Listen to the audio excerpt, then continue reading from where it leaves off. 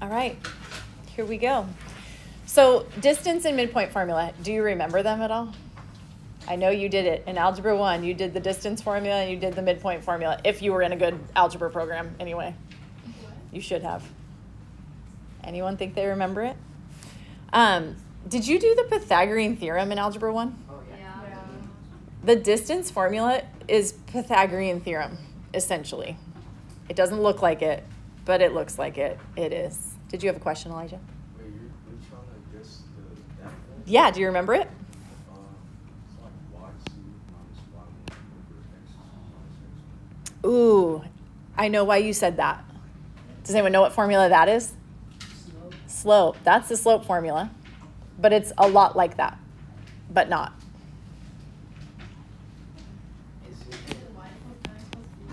No, that's slope-intercept form. It looks like this.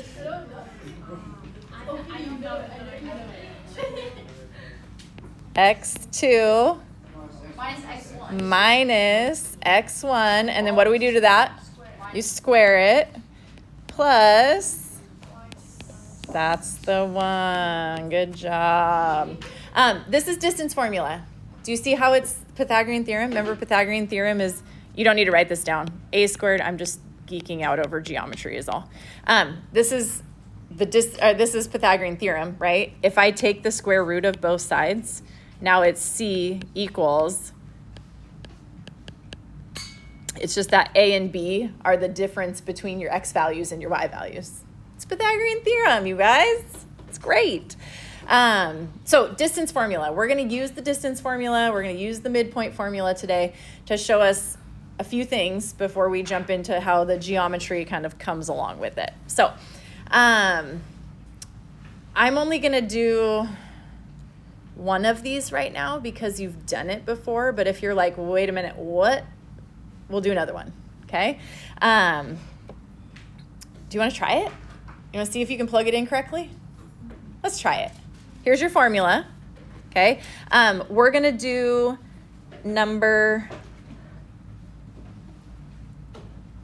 we'll do number 1. Can you tell me the name of this point up here?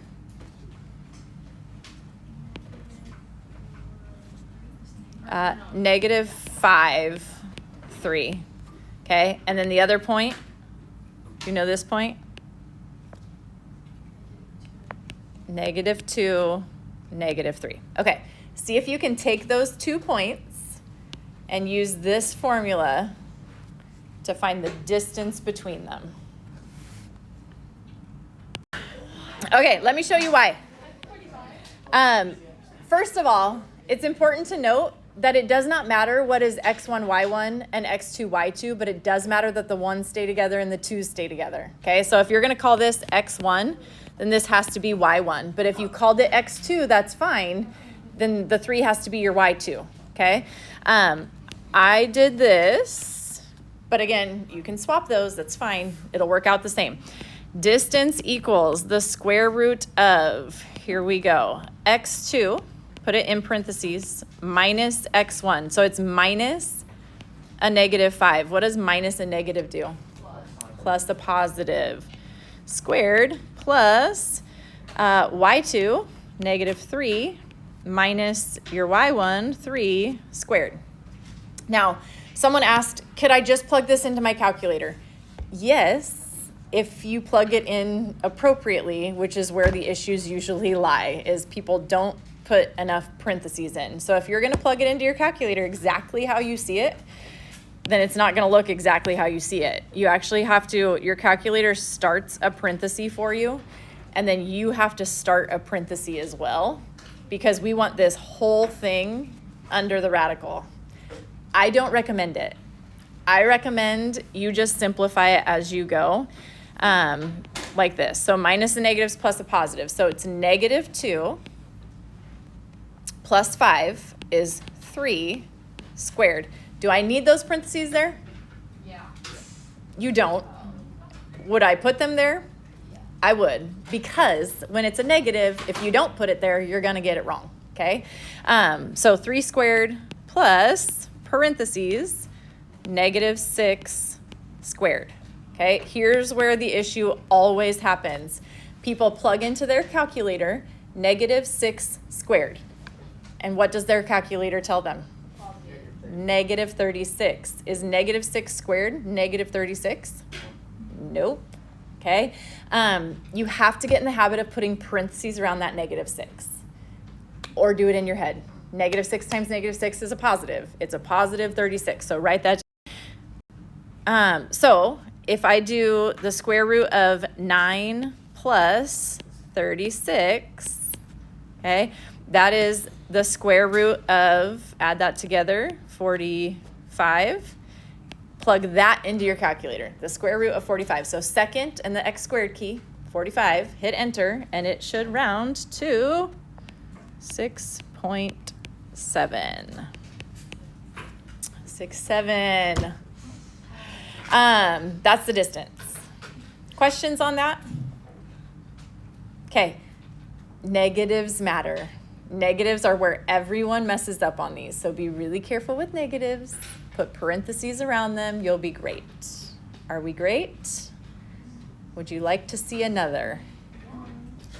What? Yes? You do? No, you don't? How about this? Here's what I know what we'll do. I know what we'll do. Remind me that I said this. We're going to do the midpoint, and then we're going to do the end point, and then I'll come back and do one more of whichever ones you want. Just remind me at the end. That way, if people are good, they can move on to the homework. Okay, midpoint formula. Using your x1, y1, and your x2, y2. Does anyone remember this one? The midpoint equals, it's a point now, right? So your answer should be a point on these. So many times people tell me, oh, 6.7. It's not a distance. It's a point. So give me an x and a y, okay? Anyone remember it? Here's a hint. Here's another hint. What goes on top? X1 plus x2 over 2, right? Because that's your x coordinate. So use your x's. You're adding them together and dividing by 2. What is that when you add things together and divide by the number of terms there are? It's an average. The midpoint formula is finding the average of your x's and the average of your y's. That's all that's happening, okay? This one is y1 plus y2 divided by 2. So if that's the setup, and they say find the midpoint of GH, then I would say label them x1, y1, and x2, y2. Now, can I tell you the most common mistake that there's two. The two most common mistakes that I see made on this problem. Mistake number 1. People go to label their points and they go x1, x2, y1, y2. And that's just being hasty, right? That's just you moving too fast and not paying attention to what you're working with. A point always has an x and a y, so call it xy and xy. Second thing I see people do wrong a lot, and I think it's because we're learning the distance formula at the same time, is instead of putting a plus here, they put a minus. So just think it's an average. How do you find an average? You add it together and divide, okay? Add it together, divide by 2. All right, so if this is your setup, we're gonna plug it in. The midpoint equals, what goes on top on the left? 7 plus 9, x1 plus x2, always divided by 2 on the midpoint formula. And then your y's, -5 plus -1 divided by 2. Okay, now just a reminder, this is a coordinate. This is a point on a graph. So you need to name it as a point on a graph. What is the midpoint? The midpoint would be, I'm just simplifying, 7 plus 9 is 16 over 2. -5 plus -1 is -6. That's terrible. Over 2. What does that simplify to? 8, comma, -3. Okay. Did I do something wrong? No. So that's your midpoint. Questions on the midpoint? Is this coming back? Have you seen it before? Tell me you've seen this before. Algebra 1? Yeah, hopefully. If you did it from Valley, I know you did. Okay. The last type of problem, if you will then. Go to this one. This is always the one that gives the most trouble because it requires a little bit of different thinking here. In the last problem, they said, here's 2 points, find the midpoint. So think about what we did there. A point and a point, okay? If this was G and this was H, we found this point. We found the midpoint of that segment, right? We found that point that's in the middle. This one is saying, here's A, here's B, here's the midpoint. I'm gonna tell you this point, and you're gonna find B. Okay, so now you're finding an end point of the segment instead of finding the midpoint of the segment, which just requires you to rearrange your thinking a little bit, okay? It says find A. Oh, I lied. They gave us A.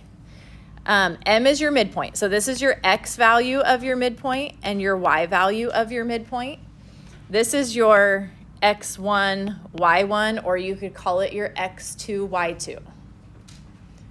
But now think about what the midpoint formula looks like.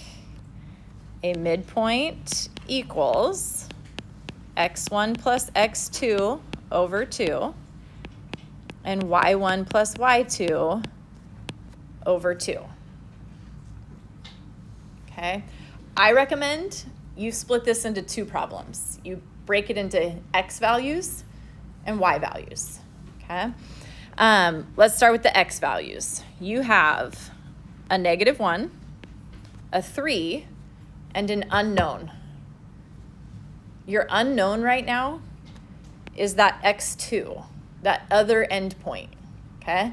So I'm gonna say my midpoint, -1, is equal to my X1 plus the X2 that I don't know, divided by what? 2, okay? That's gonna give us the X value of our other endpoint. I'm not gonna solve for that yet. Does anyone think they could set up the Y side of it then? What's the standalone? What's taking the place of the -1 here, but in our Y's? The midpoint, which is the 2. So my midpoint equals what? -5 plus our Y2 divided by 2. Now it's just algebra. How do you solve for X? How do you solve for Y? So we are going to multiply by 2. This goes away. So -2 equals 3 plus X2. And then subtract 3. So my X2 value is -5. Do the same thing on the other side. What's the first step? Multiply by 2. So I get 4 equals -5 plus Y2. Then add 5.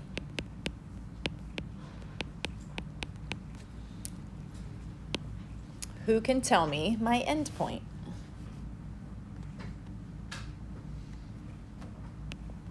What is point A going to be?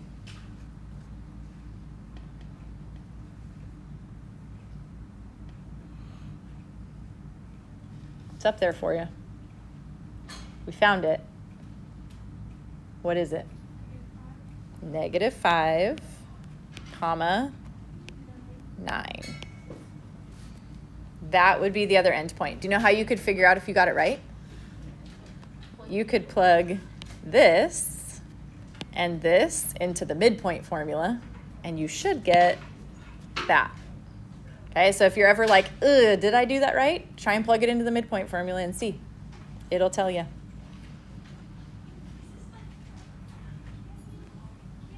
Questions on that? Okay. I'm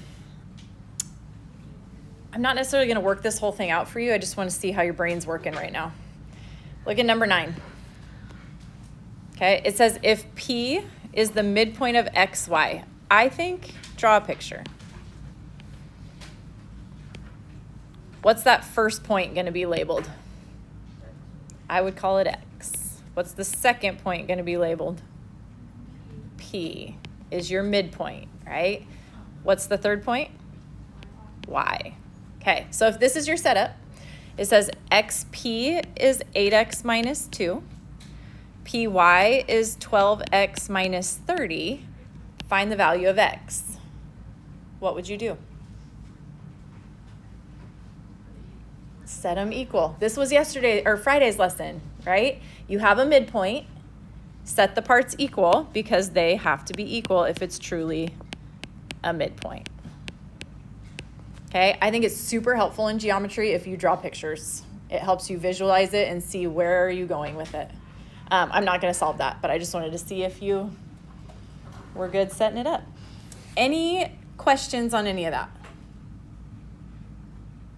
Okay, so here's what I'm going to do. If you want an extra midpoint problem, I will do an extra midpoint problem. If you want an extra endpoint problem, I'll do an extra endpoint problem. If you want an extra distance problem, I'll do an extra distance problem. If you're like, I've got all three of those and I would like to start the homework, you may start the homework. I need to hear, do I want another distance, another midpoint, or another endpoint, or all three? So tell me which one you would like to see if you would like to see another. I know someone said distance, right? So we'll do, you changed your mind? Okay, well, does somebody else, I know there were other people. I'm going to do a distance problem. If you want to do this along with me, great. If you're ready to go on the homework, you go right ahead on the homework. Let's do number 2. So if this is x1, y1, and x2, y2, notice how they ask the question. It doesn't say find the distance of. It says find AB, and there's no line over AB, right? That's find the length, find the distance between. So we are going to plug this into distance formula. And it's going to be x2 minus x1, so 3 minus a negative 4. Don't forget to square it. And then there's always plus in between on that. y2 minus y1 and square it. Minus a negative we said is what? Plus a positive, right? So it's the square root of 7 squared. You don't need the parentheses, but you can put them. Negative 1 minus 1 is a negative 2 squared. You do need those parentheses. What's 7 squared? 49, right? What's negative 2 squared? Positive or negative? If you square a negative. Positive, right? Should be a positive 4.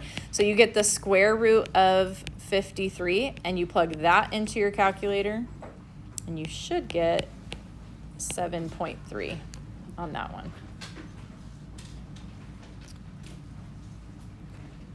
Anyone want another midpoint or another endpoint problem while I'm up here? Endpoint? It's for sure the tricky one. Okay, so look at this endpoint problem, number 7. It says find the coordinates of J if K is the midpoint. Okay, so this is your X value for your midpoint and your Y value for your midpoint. The other point you can call X1, Y1, or you can call X2, Y2. Whenever they say find an endpoint, you break it into 2. Well, another time. We'll work it out.